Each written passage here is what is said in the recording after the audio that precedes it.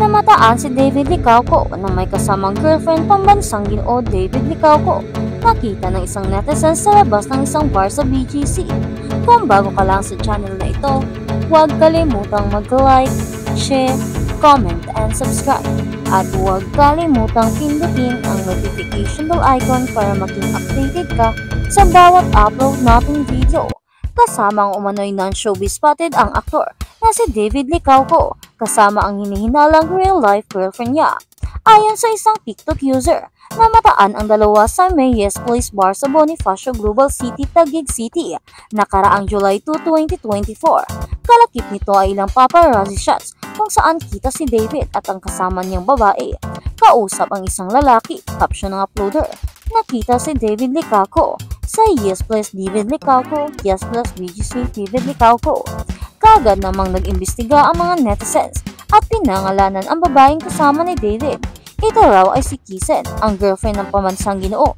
Sa internet ay may mga nabanggit din Kisen na pangalan na iugnay kay David.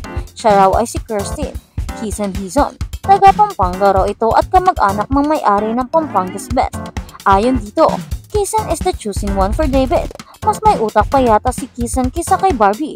Mechanical engineering ang course, taga Pampanga. Hizon apelyido, mayaman at may class. Yung Barbie lot, nagsisettle for less sa chip na si Jack. Sabi ng isa pa, Kirsten Kisen Hizon, 19 years old, first year college, from Ateneo, relative ng may-ari ng Pampanga's Best. Approve naman sa isa ang relasyon ni na David at Kisen, saan niya. Tamang-tama, singkit si Kisen in person, maganda siya in fairness. Sabi na, no need of confirmation kasi real na real talaga ang rumors.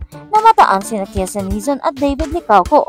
Kinumpirma ni David na mayroon siyang karelasyon sa panayam niya sa pastok with Boy Abunda noong June 25, 2024. Tinanong siya ng host na si Boy Abunda kung single ba siya o taken ngayon.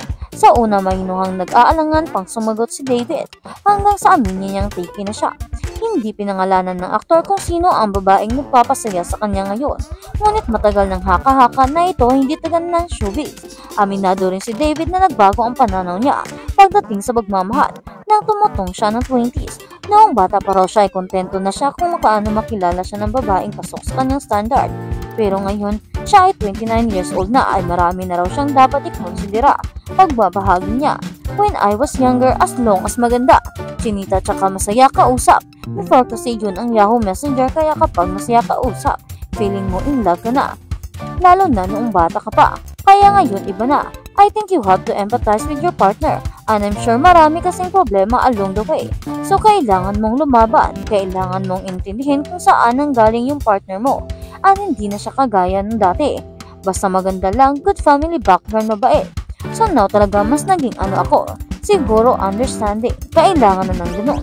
Sundot na tanong sa kanya ni Boy Abunda. At 29 is at the stage of your life when you also think about marriage. Sumasagi na sa isipan mo. Sagot ni David, yeah, oo naman. Pero wala pa ako doon.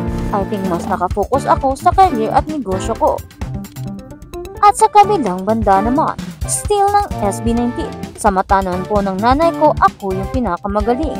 Naglabas ng pahayag ang isa sa mga miyembro ng SB19 na Stel Ahiro tungkol sa naging komento ng ina ni Jake Cyrus na si Raquel Pimpinko sa kanyang naging all my best performance sa nagdaang concert ni David Foster. Matatandaan kamakailan lang ay nagbigay ng komento si Raquel kung saan ikinumpirma niya ang performance ng binata sa performance noon ng anak niya na si Charis pa ang pagkakakilanlan noon. Personal kasing nakapanayam ng talent manager na si Ogie Diaz Steele habang nasa Mayra ito para sa concert nila ng kapamilyar singer na si Eric Santos. Dito ay nausisa siya kung ano ang kanyang masasabi hinggil sa viral na pagkukumpara ni Raquel sa kanyang anak pagdating sa birita. For me naman po, iwan ko po sa mga Pinoy pero hindi po nila maiiwasang magkumpara. Sa totoo lang po, bawat isang artist may kani-kanya naman po yung galing. Something special to offer, panimula pa ni Stel. Pagpapatuloy niya pa, anyong pagkukumpara parang dapat alisin na po natin sa isipan natin yon. Kasi si Charis na po yun. Nagawa niya na po yun, nakapag-iwan na po siya ng mark. At kung ano po yung ginagawa ko, yun naman po yung sarili kong interpretasyon. Natanong rin ni Ogie si Steele kung naniniwala ba ito sa sinasabi ni Raquel na lodi raw niya ang SB19 at believe raw ito sa galing ni Steele. Siyempre, nanay po siya. Siyempre para sa mga mata ng nanay, anak nila yung pinakamagaling. Pero hindi ko naman po siya masisisi doon po sa nasabi niyang salita kasi sa kanya po yun. Opinyon niya po, wala naman po akong magagawa ron. Sa mata naman po ng nanay ko, ako yung pinakamagaling. Hirit pa ni Steele. Sinabi rin ito na wala siyang sama ng loob o hinanakit sa naging pahayag ni Mami Raquel. Wala pa namang nilalabas na sagot o reaksyon si Raquel tungkol sa pahayag ni Steele. At sa kabilang balita naman, Raymart Claudine nagkita sa 20th birthday ni Sabina Santino hawig ni Rico. Tumalo ang aktor na si Raymart Santiago sa 20th birthday ni Sabina Natasha Santiago, ang panganay nila ni Claudine Barito na ginang White Barn Event Place kamakailan. Si Sabina ay adopted child ng estranged couple Raymart at Claudine. Bago dumating ang anak nilang si Santino, turning 17 ngayon, July 19.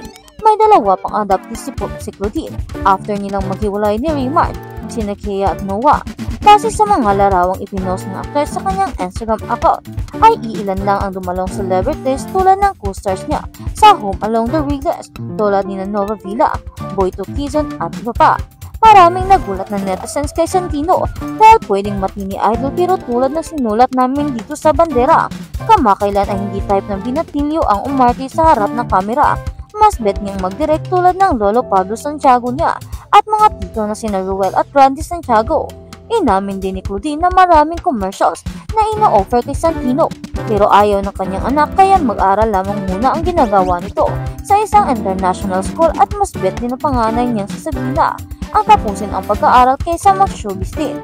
Going back to Santino, ay napansin ng netizens na tila hawig ito sa namayapang aktor na si Rico yan. Narito ang mga nabasa naming komento tungkol kay Santino. Napakagwapo ni Santino, parang si Rico yan. Sabi ni Yan Bangoy, ang gwapo ni Sen. Mula kay Romilly Losok, hala ang gwapo ng anak ni Claudine. May nakapansing mas kamukha umana ang binatilyo sa ina na tinitigan din naman na totoo nga.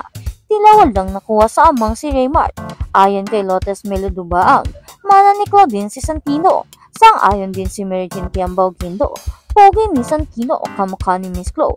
Inalala naman ni Chilchua na naintriga ang netizens ang mag-anak. Respect na lang kung ano man ang gusto nilang gawin.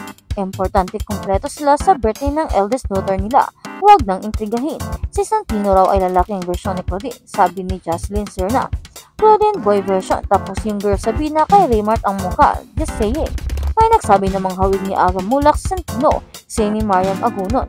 Kala ko anak ni Aga, kamukha kasi. Mga barito raw nakuha ni Santino ang looks niya, sabi ni Nancy Spirito.